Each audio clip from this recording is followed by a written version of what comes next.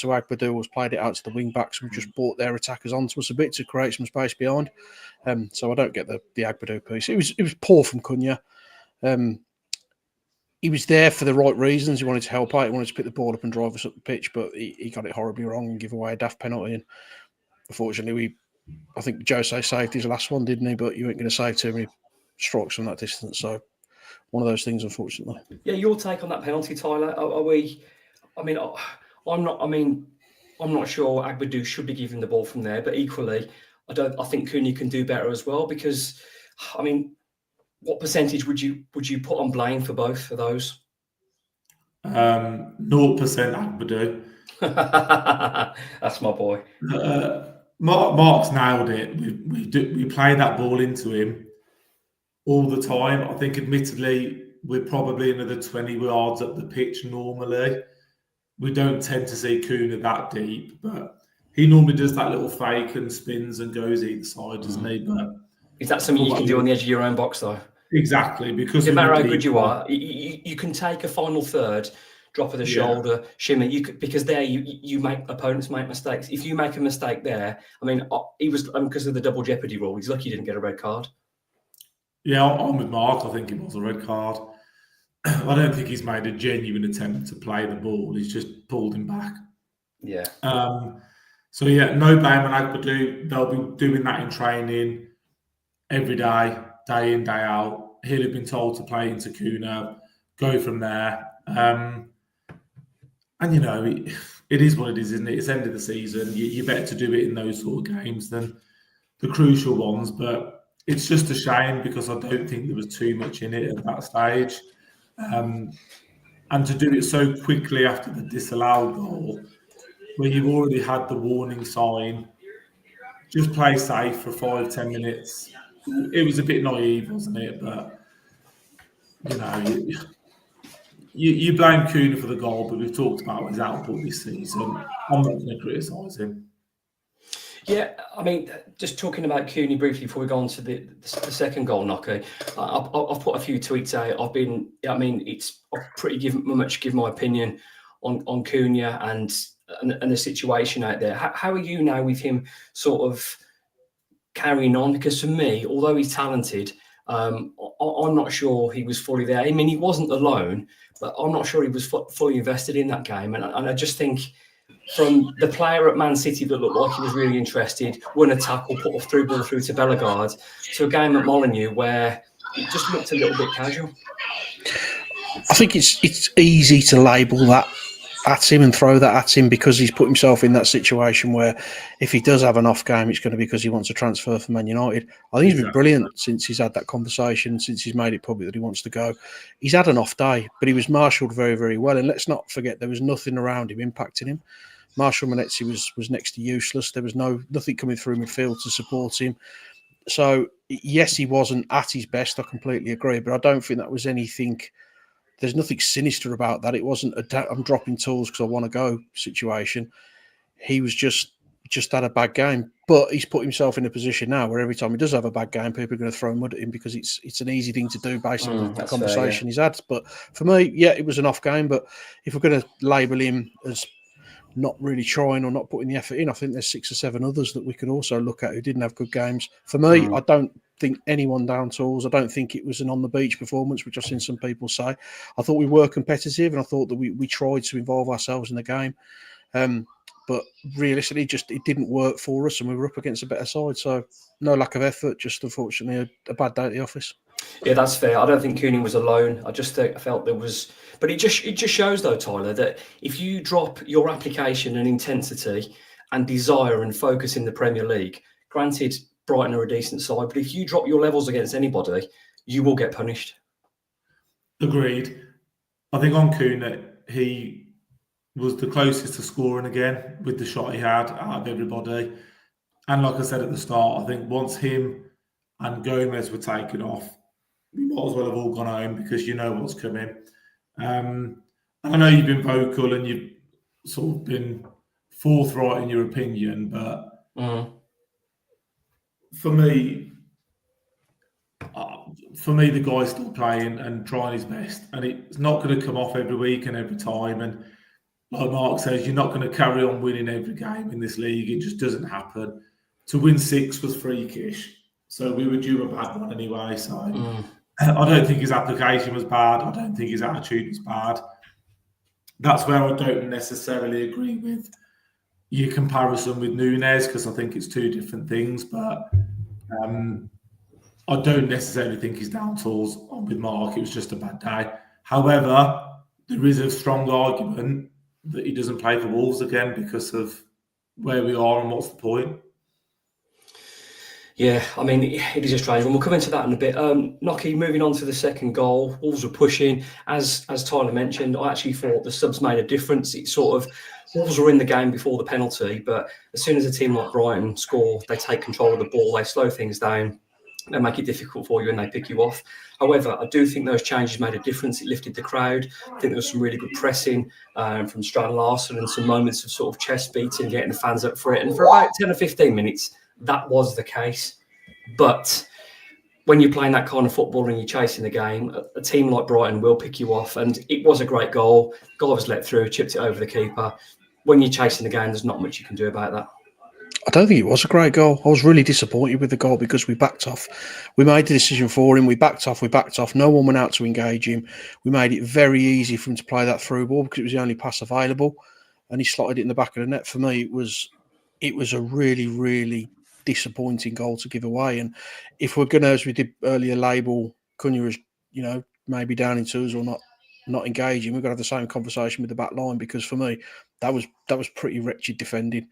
We had them in a position where they're on the halfway line, not really hurting us. We drop them. We put ourselves in a position where he's made his way, not by doing anything clever. He's not been doing step overs or lollipops or any of that sort of stuff. He's just walked in a straight line onto the edge of our area, and there's only one pass really available to him, and he's played it. So I was really, really disappointed with that. Yes, it's a good finish, and it's the guy's first goal for Brighton, so well done to him. But it's such a avoidable goal, and that was my frustration, because we just did not engage him when we could have done. Do you know what? It felt like Brighton's second goal when we went 2-0 down. It felt a little bit like that when Wolves were chasing the game and the player was left space. Not quite the same finish, because the finish at Brighton was outside the box. This one was inside. It had that feel about it. But I mean, I know what you're saying, Nock, in terms of defence, but I think a team like that give you when you give them an opportunity, they cut you through, not through butter. But I understand what you're saying. Yeah, I agree they do, but anyone can cut you apart if you let them run at you like that. Anyone can, you've got to advance and you've got to engage the attacker, you've got to engage the midfielder. We didn't do any of that. We literally sat on the edge of our own penalty area, watched them walk towards us and dink a simple through ball in. They're a good side with good players who can finish, but that was really poor from my perspective. I thought that was a very, very avoidable goal. You are listening and watching, eventually, episode 131 of the Wolves Report with Mark Knott, Chris Tyler and myself, Ryan Lester. Again, apologies to everybody who's listening live. I hope you're all up there now. I haven't got quite our numbers up there yet, but we've got a few comments. So we are streaming now. Yes, I apologise, Adrian. One positive though, gents, maybe it's Tyler's voice. Your mic sounds better this week, Ryan. Thank you. I think it's got to be Tyler's husky voice. Carl with the sound as well. Yes, thank you, guys. Thank you for your patience. As always, if you could drop us a follow, a share, a retweet, a like, it is appreciated. Thank you for your patience this evening. I have been working in the background while these guys have been delivering some great opinion. Hopefully, we're up and running. That shouldn't be any problems now. So thank you for joining us. Let's go through the team. I really want to focus on a few other areas tonight. There's a few recent things that have happened over the last few days I want to bring up that I didn't put on the list, but I want to talk about those as well. Nocky, let's go through the team. Jose Sarr again. What did he really have to do? Yeah, his kicking's frustrating, isn't it? I mean, you think he's turned a corner with his kicking, and then he goes and wangs 5 or 7 straight out the ground, doesn't he? So it's really, really frustrating. Nothing he can do about a penalty. He's there in the second one. He's been dinked, hasn't he? I don't think there's a great deal you can do. He's come out, tried to make himself big, but he's gone over him, so it is what it is. I don't think he had a great deal to do. I thought he was relatively dominant when balls were swung in the box. It was just his kicking let him down, but he certainly wasn't. It wasn't Jose Sarr's fault that we lost the game. No, I agree with that. Moving on to the back three: Tyler, Matt Doherty, Emmanuel Agbadou, and Toti Gomez. I don't think it was Aggie's best game, to be honest. For the standards he set himself, I don't think this was one of his better games. I mean, I'm not saying he was terrible by any means, but I think his standards were lower than what we've become to expect. I think that's fair. I think it was what we've come to expect from Doherty and Tota now. You know, pretty stable, pretty solid. They had a lot of the ball, but couldn't really manipulate it as well as they wanted to. Agbadu, I think he's just one of those. I think sometimes like we've said a lot, it gets a bit easy for him. And Welbeck, like Mark said, isn't really a prop. For me, he's not an elite Premier League centre forward. And I think Agbadu is one of those. I think if he's up against the elite, I think his performances increase. And if he's up against someone who's a bit average, he tends to switch off and daydream and get a little bit bored sometimes. But from a game perspective, like we've said, Sarr didn't have a lot to do because we were pretty solid. I think the second goal, Mark's right, that was too easy. But all in all, a lot of Brighton's neat and tidy stuff was in front of us still. And we pretty but ineffective. Yeah, we weren't ever really threatened. But Agbadu's got to learn that you need to be on it 100% of the time in this league. You can't dip in and out of it. And I think fair play to Tota. I thought Tota was very good again. He's had a good run of games now where he's been impressive. And Doherty the same. You can't really fault his performance, I don't think, really. All pretty solid. Yeah, I think so. Again, I think it was another reality check, particularly for people like me, that are the eternal optimist of what it's going to take to move up to the top half of the table. Nocky, moving on to the wing backs of Nelson Semedo, and probably for me, our man of the match, Ryan Ait-Nouri. I thought they were nullified very well by Brighton. I must have seen a different game to everyone else. I thought Semedo was poor again. Yeah, he was poor, but everyone tells me that Ait-Nouri had a good game. I find him really frustrating because his final ball or his decision making in the final. He did chop inside one too many when he should have shot, but he can't help poor. himself. He kept trying to swing it in, but then he would check back and try and beat his man again, or he'd come inside and try and do a few more step overs. It was a frustrating performance. He was trying to make things happen. I'm not knocking him, but I certainly don't think it was a good performance from him. I thought he was okay, but really frustrating. Tried to overdo it a little bit. Semedo, I agree. I think that in the last few games he's been poor. He's been getting incrementally worse with his performances. And I'm a big Nelson Semedo fan, but I'm not quite as worried about him leaving now as I probably was 4 or 5 months ago. But if you're talking about a drop off of Cunha's performances, because he might be absolutely, that's fair. Yeah, that's fair. You say the same because he's been poor for a couple of games now. And I think we know he's going, don't we? I mean, there's been talk of a new contract. Whenever Wolves actually talk about a new contract, how often do they actually sign it? Generally, it's a precursor to him leaving. So I think we know Ait-Nouri will go. I think we know Semedo and Cunha will go. And I agree with Steve. He has looked tired, but I do think there's been a dip in performances from him. I thought both wing backs were controlled very well by Brighton. I thought that they identified that there were our danger areas and how we like to play, and they shut them both down. So yeah, not great for me though. Tyler, moving on to centre midfield of Andre and João Gomes. Yeah, Andre was my man of the match. I thought he was head and shoulders above any other Wolves player on the day. The way we've talked about it, but the way he wins the ball back is as good as I've seen. And I used to say that about João Gomes, but Andre is another level above. The two of them together just work really well, don't they? I don't think it was their best games individually, but I think we noticed as soon as one of them went off, actually how weak we can be in that area. Manetsi finished the game in front of Andre, and you might as well have put me in there. But I think as a pair, as I've said before, that those two with Agbadu, they're the three for me next season that need to form the spine of our team, and those three are critical to any success for me that we might have. Yeah, I absolutely agree. I just think they're so consistent in what they do. I think you both mentioned in the past what separates our centre midfielders from being top four is their goal contributions in terms of assists and goals. But I do genuinely believe with this formation, if the wing backs are both contributing and your two narrow 10s, 7s and 11s and 10s and your 9 as well, you don't really need your centre midfielders contributing as much when you've got technically sort of two wide players, two 10s in there. So But let's say, go on. You are right, but then on the flip side, like a game on Saturday, Needs someone to where step forward. it's not coming down the flanks. You've got to step up. Someone's got to step up and take responsibility. I agree, but on Saturday, neither Manetsi or Cunha did that, and that's their job, isn't it? But you are right. I mean, Joe Gomez previously was popping up with a few more goals and getting into those positions. He doesn't seem to be doing that now because of the system. And I can't really moan. We've won 6 out of the last 8 games, but we've had a couple of reality checks against superior opposition. Yeah. Moving on to the front 3, Nocky. Well, we'll start with the 210s. Starting off with Cunha.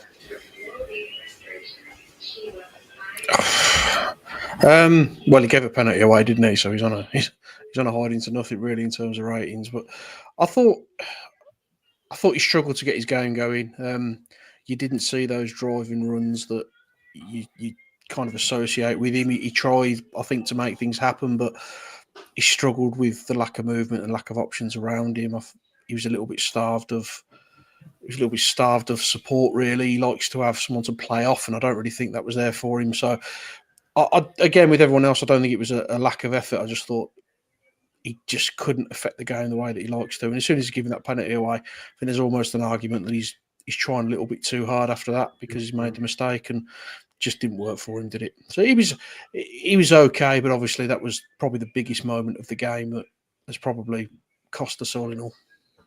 Next one's an interesting debate, particularly what you said in terms of the substitutions. Marshall Manetsi, this is someone that you didn't really mind in the team when Wolves are winning, but then you get the question the other way around, is that when we're losing, you're asking what he's doing, tracking hard, pressing well, and getting in positions to create space for others. But there weren't many openings created via his direction on Saturday, Chris. No, that doesn't cut it for me now. To be fair, we were saying it when we were winning the games, weren't we? What does he bring with the ball? I'd argue that performance on Saturday was one of the worst I've ever seen at this level. Because I don't remember, Mark said this a few times, I don't remember him touching the ball, genuinely. And you just can't have that at this level. This is like the Premier League. You need to be able to do a little bit more than just run around in circles. And then when he went into the centre midfield, I was like, oh my... I made a concerted effort of watching him for that period of time. The guy was just totally lost and clueless and didn't know what he was doing. So we said it a couple of weeks ago, to be fair. I think I asked you both, didn't I? If he's starting next season, are you two happy? And you both said no. And I've not seen anything to change my opinion on that. For me, if I'm Tommy Doyle and I'm Boubacar Traoré, I'm knocking on the manager's door and I'm asking for a free transfer, because if he's a better centre midfielder option than those two, then I'll eat my hat if I had one. I thought it was really, really poor. Really poor. But what I would say in contrast to that, and I'm not disagreeing with anything that you've said, hasn't the manager earned the right, though, to continue with what he's doing after what he's done since he's taken over and the recent good run of form? 100%. But if we lose the next 2 games, which is possible, let's be honest, it's possible. Yeah. You then lost 4 in a row. Yeah. So it's the typical Wolves fans thing of getting really excited when we're winning and really down when we're losing. I think we need to find a bit of realism in the situation. For me, he's nowhere near it. He's nowhere near it. Rightly or wrongly, he might prove me wrong. Toti's starting to prove me wrong. This guy, for me, is nowhere near it. And like I said, if he's starting as one of your 10s next season, we're in trouble. But why does he play every 90 minutes? Why is he bomb-proof in terms of coming off? Because I've got no issue with him playing players that he thinks can win a football match. That's what a manager's there to do. But when it's clearly not working and you can see where the problems are, make those changes. And he'll do that with Gomez, he'll do it with Andre, he'll do it with Cunha. But for some reason, Manetsi, I mean, has he been substituted at all since he's been at Wolves? I think he's played a couple of times earlier on, but not so much now. What I would say to that, Nocky, and again, I agree with everything that you've said, but Wolves have won 6 games on the bounce with him, a record that in the top flight we've not seen in any of our lifetimes. So, and I agree with what you're saying. So, yeah, but you can be pleased with what we've... That was a freak. and we played 6 teams either below us or in around us. Mm. As soon as we played 2 top half teams, we haven't scored a goal and we've been beaten. Mm. But you can be pleased with what we've done, but also find concerns in what we're doing. So yes, we won 6 games, but we identified that, are we winning them because of Manetsi or despite having Manetsi in the team? And I think we said you can't carry a player and win 6 games, but I'm not seeing anything now to make me think that he has any kind of positive influence on the game. So yes, he's got the right to choose. Pereira can do whatever he wants after what he's done now. But I think you've got to be very naive to think, well, right, we won 6 in a row, everything's rose in the garden, we're going to be absolutely fine for the next season. You've got to look realistically. That guy does not do enough to warrant being a starter for Wolverhampton Wanderers from what I've seen. And like Chris, I'd love to be proved wrong. But a player of his age, I don't see where those development areas for him are going to be. I just think this is the version of Marshall Manetsi we're always going to get. And that's a big concern for me because he plays 90 minutes every time he's on the pitch. There's nothing in my head to make me think he won't be starting games for us next season because Pereira relies on him. And that's a bit of a worry. Yeah, I mean, I don't want to sound overly harsh and try and balance. So is he a signing for this season that's a tone setter, application, attitude, leaving everything out there, doing exactly what he's asked to do? Obviously, you can't make a player be better, but you can make him do a job in terms of press, tracking, go and cause chaos, cause runs. Is he a person that's a specific player to give Wolves something that they didn't have before? Is this a short term, or I know you mentioned him in next season, but is this a short term player, or do you think this is he's in that 11 going forward? But if you look at us now, though, I mean, he potentially gets in the team over Bellegarde, Sarabia, and I know we've talked about Boubacar and players like that, but those are the 2 players that they're miles ahead of him. So for me, both of those are much better players than Marshall Manetsi. Maybe you're right. Maybe that's what we're looking for is that hard work and that effort. But you need more than that in this division. You need quality. Some of the best players in the division, they don't run. They don't drop into and support the defence because they know exactly what their job is and they'll just put the ball in the net or they'll just be effective in those areas. If he's short term, we've spent a lot of money on a short term player and we ain't going to get that money back. So I don't know. I think he's in the plans for the future. And I think maybe he was coming as a bit of a firefighter for us along with Pereira this season. He's obviously identified something he needed to do initially and it worked absolutely. So I'm not criticising the signing. But I don't see him coming out. I think this is what he's looking at going forward now. 15 million is a lot cheaper than a relegation though, Nocky, and credit to the manager. Horses for causes, it's working right now. Let's finish the last player. Giancarlo Gedge, Tyler, had a chance earlier on that he sort of volleyed over the bar as a ball clipped in, but otherwise don't really know what he did. No, pointless display, wasn't it? You talk about your Cunhas and their attitudes and your Manetsis and their ability. Guedes is showing neither, is he? I'm very surprised he started the game.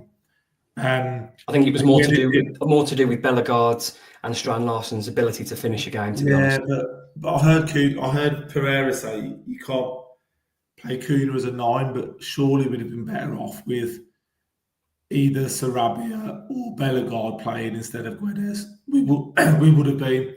Yeah, Bellegarde, I definitely agree. I'm not sure if he was fully fit to start the game though.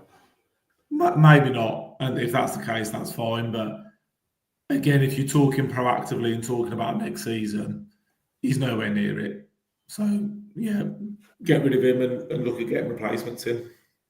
That has been the match report and player analysis on episode 131 of the Wolves Report with Mark Knott, Chris Tyler, and myself, Ryan Lester. Again, thank you for your patience with the Gremlins. Maybe it was my bad use of technology, I don't know, but hopefully the whole episode will be loaded up onto all those channels if you want to catch up. And thank you for all those listening now. Appreciate your comments, your follows, your clicks, your likes, and even your insults. Let's get onto some questions. One thing I'm going to bring up, Paul mentioned this. And I just think it's important that we just briefly cover it. Now, I'm not going to be on here pretending I'm being some expert or foreign every resort on games and plans because I don't. I've got to be honest. However, so Paul asks, any chance 5 minutes about Wolves win have been treated by the club? We're either one pack or we're not. So I want to talk about this briefly. Now, for me, whether you're playing for the youth team, the 18s, the 21s, the reserves, whether you're just signed up for Wolves at 8 or 9, women's team, whoever, you all should be treated with respect. Because in terms of the club, you're all wearing that badge. And I don't think, and as a lot more people will agree, that has happened with the women's team. Now, do I think Fosun should be pumping in millions of pounds to the women's team? No, I don't think that about the men's either, but I do think people deserve honesty and respect. We know that about the pulling the plug in terms of how they behaved, or whether it was Jeff, whether it was Matt Hobbs. Well, you'd imagine it between those two in terms of their decision making. The lack of transparency there absolutely stunk. However, it appears Wolves have now backtracked and they are now back in the women's team. The only disappointment for me on this, and I'm pleased it's happened because they deserve backing, they deserve sport. Wolves have got some fantastic facilities. They should be helping and promote the women's team as well. However, it feels like with the Billy Wright stand and outside, it feels like the club have been shamed into it as opposed to doing it off their own back. Any of you guys got a take on that? I'd agree with that. Right, sorry, I'll keep it brief, but I'd agree with that, Ryan. They get found out and then they do something about it. Same with the season ticket prices, the youth tickets, the disabled tickets, the state of the ground. Why have they got to be reactive to do the right thing? I want my owners to be proactive, get in the 21st century and start being a bit more professional, because whether or not your opinion on women's football or whether you think it should deserve investment or not, like you said, Ryan, it's about treating everybody equally, treating people the same and giving people respect. And it's no surprise that our owners haven't done that. Okay. Yeah, I think you both articulated it perfectly. The girls have worked hard to get themselves in a position to potentially get promoted, to find out there was absolutely no chance of going up. So it's really disappointing from the club. It kind of shows that lack of understanding, I'd say, and that lack of kind of togetherness from Hobbs and Shee. But you look at what Vitor's done and the bridges that he's built, and those two are just miles away from it, aren't they? So yeah, really poor, really disappointed. And as we say, I'd like to have a club that's proactive as opposed to reacting to things. It's really poor. Absolutely, but the positive is there has been. It looks like there's a change of direction. It looks like Wolves will apply. Like you have to make the application with the division above. Should Wolves get promoted next year, and hopefully they can involve some people, whether it's local people in the club that are interested. Because if my opinion is, if Jeff and whoever the custodians are that talk about and decide the women's football aren't interested, let someone else do it. Let someone else take it over. Because if you're not going to give it the care it deserves, then let someone else have a go. Again, this isn't about money. It's about treating people properly and giving them the best chance. Paul, thank you for raising that. I'm glad we got the opportunity to share that. Let's move on to the next question with Richard. Richard, are you concerned that being safe so quickly might have a negative impact on summer business? Great question. Tyler? Yeah, I think so. I said the same on WN this afternoon, I think. And Mark Nocky's obviously said this as well. It's almost a downfall of your own success that now we're not really in a desperate situation. Do the owners think we're not in a desperate situation? The players are good enough? On the flip side to that, and I would normally be glass half empty with this, I see 10, 12 players leaving the football club, and even Fosun and Hobbs and whoever else might be involved must realise that they will need replacing. Some of them will be first team players, others will be fringe players, but I think a dozen plus leave the club. So obviously you have to replace those. Whether we do it effectively or not, who knows? But to answer Richard's question in a word, yes, I am, because the situation is not as desperate as it was. Nocky, in the flip side to that, though, in terms of Richard's question, could you flip it round and say, as Wolves have known they've been safe for so long, they know exactly what the plan is for next season? I mean, I know we shouldn't be really comparing against these, but you're already ahead against the 3 promoted teams. You know where you're at. You can look at your targets. You can identify things. So from the flip side, does it not give you an advantage as well? No, because we've just spoken about the whole proactive against reactive, and we're not particularly proactive, are we? So I don't think Wolves will have a huge plan in place. I agree with Chris. I think as a minimum 10 will walk out the door. Some of them will go for fees. Some of them will be massive wages off the budget. There's a lot of work to do. I mean, they're going to have to bring in a lot of players just to bring us up to the standard that we're at now. So if we want to bypass that, there's going to have to be some absolutely mega work done. The only thing that's given me a little bit of hope is that we're potentially back in bed with Mendes. We know some of the players that he's bought us in the past. We know there's been a few that weren't quite good enough, but you have to take the rough with the smooth with Mendes. I just hope that when we do get to the summer, we get the business done as quickly as possible to get Cunha out the door. We know Cunha's going. We know he's probably going to go to Man United, so let's get that done. Even the day that the transfer window opens, he should be gone for me. Semedo, if we know these players aren't going to sign the new contract, get them out the door as soon as it's over, get them gone. Ain't Nori, if he's going to go, let's get that done as quickly as we can. And what we don't want to do is get into a position where we're still a little bit in limbo going into pre-season. We wouldn't want these players at the club starting in the team and then taking out, because it puts you in a really difficult situation then. But we will also want to get the most amount of money for them we can. We'll squeeze, which is the way that we operate. So if we have to keep an Ain't Nori here until, transfer deadline day because we want to squeeze an extra couple of million out of someone, then we'll absolutely do that. I would like to think we get our business done early. I'd like to think that we do some sensible work and some sensible acquisitions, but history kind of tells us we're probably not going to do that, are we? We say it every year, but it's a massive summer. I think the 3 teams coming up, I think there's more of a risk this year. I think Leeds will be fine. Burnley have got a little bit of experience. I still think they probably will go down, but it could be a little bit closer this season. And Sheffield United or Sunderland, I think they go straight back down. But the quality could be a little bit better. We haven't got a team who's jumped 2 divisions this time. And we haven't got a team who probably weren't ready to be there in terms of Southampton. So I think it's going to be more of a challenge next season. We need to be ready for it. We can't go into it the way that we've gone into so many other seasons, not really with a settled squad or happy players in there. So we need to do our business as quickly as we can. Richard, thank you for being part of the latest Wolves report. Moving on to the next question.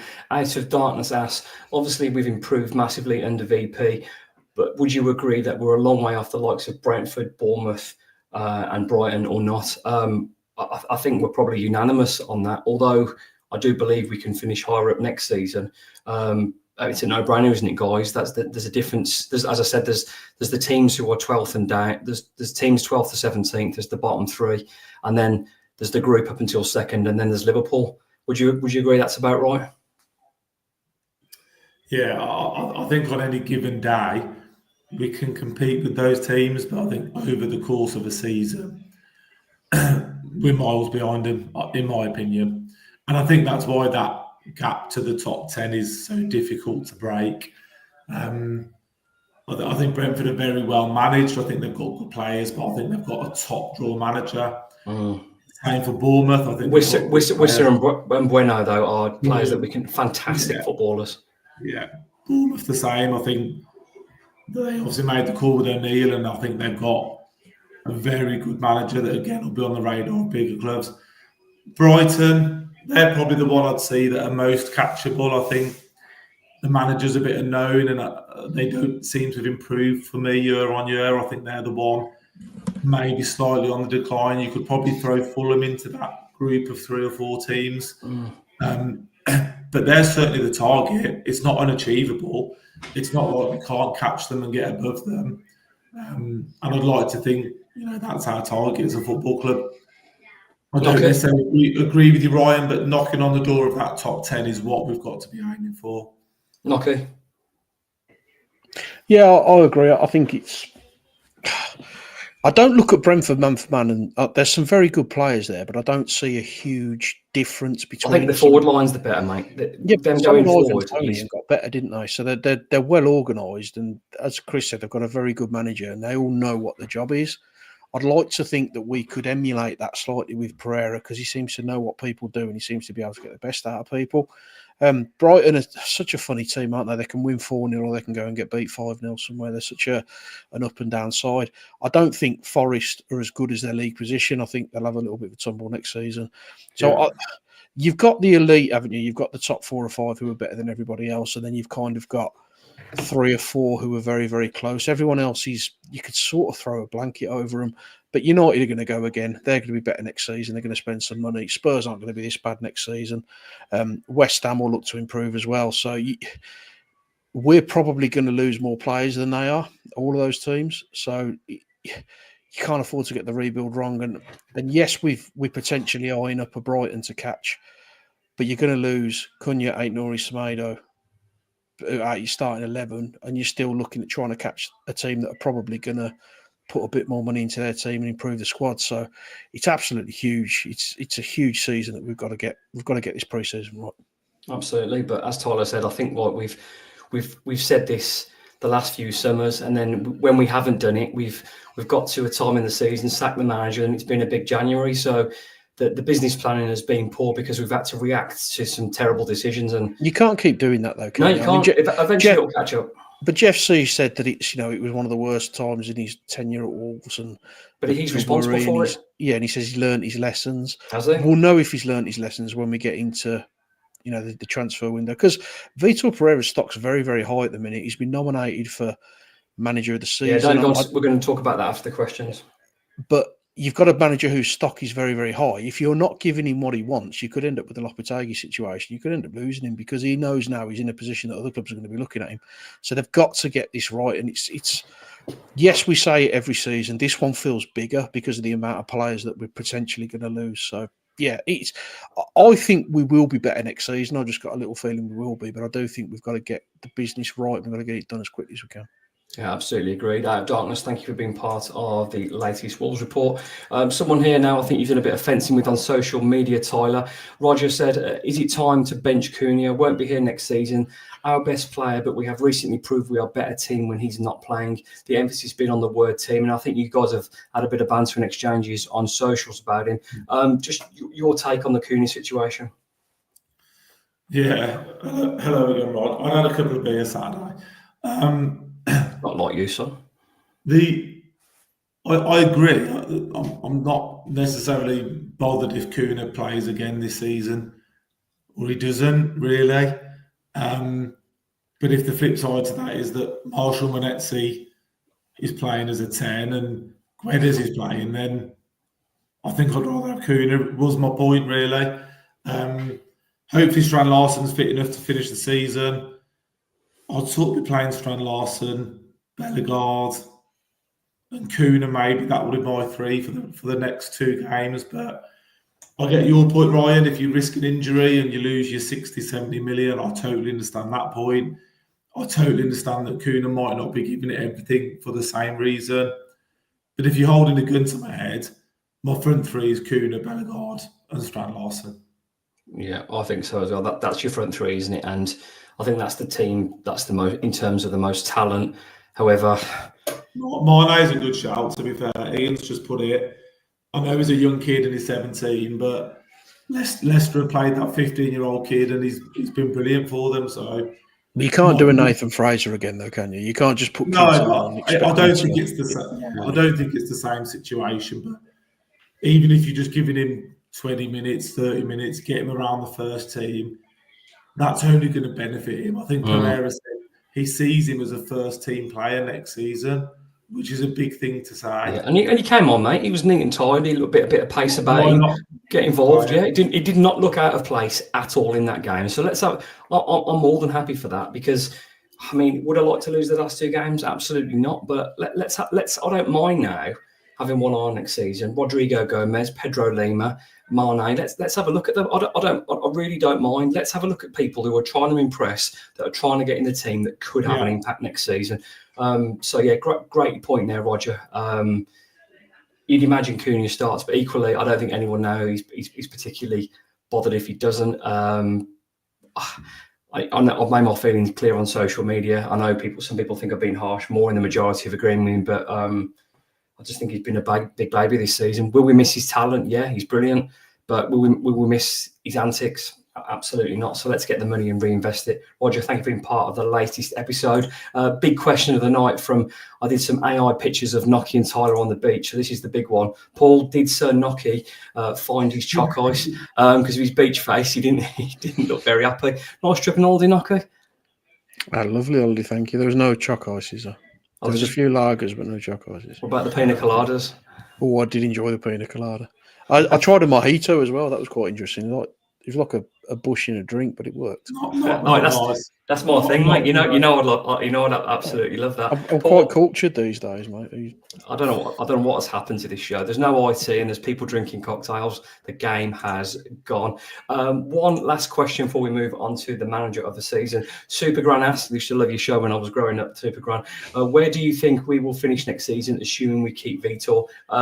I'm going to say between 8th and 10th. I'm going to put my neck on the line. Wolves will finish between 8th and 10th. You all laughed at me. You all laughed at me. No, Cunha's from Man United. You all laughed at me, but you're not laughing loud when I said 80%. Boys, quick answer before we move on. Super Gran wants to know, where are Wolves going to finish next season with Vitor Pereira? I want to know what you're basing that on first. Knocky's mojitos. Okay, my theory then. Where we've been for the last 5 years, 12 to 14. Yeah, my theory is I've looked at what the manager's done in this space of time, looked at his points average, and that equals somewhere between 8th and 10th. I can only base on what the manager's done. It's not over the course of a season. No, of course, you are absolutely right, but I can only judge him on what he's done so far. Adding to that a few new signings, adding to that a pre-season, I think 8th to 10th is very achievable for Wolves next season. Knocky? It's almost impossible to answer because I don't know what the squad's going to look like. But I think, based on my own feelings on it, 14th to 16th, I think is realistic. Super Gran, again, love your show growing up. Thanks for the question. This is episode 131 of the Wolves Report with Chris Tyler, Mark Knock and myself, Ryan Lester. Earlier on today, the Premier League announced their candidates for manager of the season. There was Thomas Frank from Brentford, Eddie Howe from Newcastle, Nuno Espirito Santo, I know that bloke, from Nottingham Forest, Arne Slot for Liverpool, and Vitor Pereira for Wolves. Now, what an honour for a Wolves manager to be on the shortlist for manager of the season. I'll give my take and then I'd love to get yours. Do I think he's manager of the season? Well, he's for us. I don't think he's the Premier League manager of the season, no. I think he deserves to be on that list because of yet another Wolves manager coming in and putting a rescue mission on. He's done fantastic. But Knocky, I did a tweet earlier on. I probably had him down 4th on that list. First of all, it's an honour to see our boss on there. A credit to him, a credit to not nice for us to be in the lights for a good reason. Yeah, fantastic that he's got there. It's nice that he's been recognised, and I think people have realised how far in the brown stuff we were when he took over. So he absolutely deserves to be up there. He won't win it. I think it's probably going to be either Arne Slot because it's first year at Liverpool, or inherited a squad that had already won the league. No, I wouldn't argue with that at all. But they don't really go by those kind of things. It's all about the fashionable teams, isn't it? I also think Eddie Howe's a shout as well because he won Newcastle's first cup since whatever it was, the 60s. So I think it's great that he's in there, but I don't think there's a chance that he'll win it. Tyler? Yeah, I totally agree. And for me, you have to have the whole season for me. The clue's in the title that it's manager of the season. The Premier League's turf, it's 38 games. You play everyone twice and see where you finish. So for me, it was too soon. Nuno, I mean, if Forest finished 7th, is that really manager of the season? Not for me. I would say it is, because we're talking about a team that people were talking about getting relegated, but we weren't expected to get relegated. Forest were one of the favourites to go down. No, I'm not buying that. So if you finish 7th, you get manager of the season. Nah, not for me. Not on your third year in. When we did it in our first year, I don't think Nuno was even nominated, was he? So, no, not for me. If he'd have got Champions League, it's a shout, but not for 7th. Honestly, I'll be nailed on for it. Yeah, I think so. Yeah, I think it'll be, I know we're slipping away from Wolves, but I think it'll be really interesting next year, given how, I mean, and they give an explanation for it regarding Marinakis, what he said to Nuno. It'd be really interesting next year because, I mean, I said to you guys at the start of the season and throughout, I just think it was unsustainable what Forest were doing. You can't keep pinching goals. Granted, that's his style, but he had Jimenez and Jota and Neves. It's a little bit different than when you've got João Moutinho. And Forest do have some good players, and I'm not disrespecting them. I just think it's unsustainable, and I don't think they'll be in the push for European football again next year. I think they'll be somewhere around middle bottom third, and I'm sure I'll get hammered that if I'm wrong, but I haven't seen. You bang on, mate. I don't think I've seen them play well. I mean, even when they beat us 3-0 at Molineux, we could have had 3 or 4 goals ourselves that day. They were just clinical. They're very like Wolves under Nuno, aren't they? They're very they'll sit back, soak it up, and then they'll counter punch you. But I don't think they're a particularly good side, and they're probably going to be without Gibbs White, aren't they? So yeah, I think they're probably in and around us next season, I think.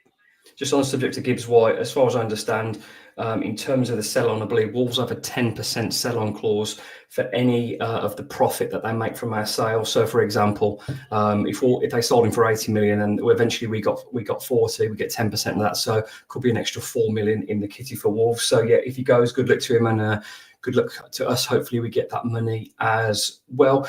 Getting to the end of episode 131 of the Wolves Report on Saturday afternoon. We don't have a game against the FA Cup final. We're playing Tuesday night away at Crystal Palace. That is a tough place to go, no matter when you play them.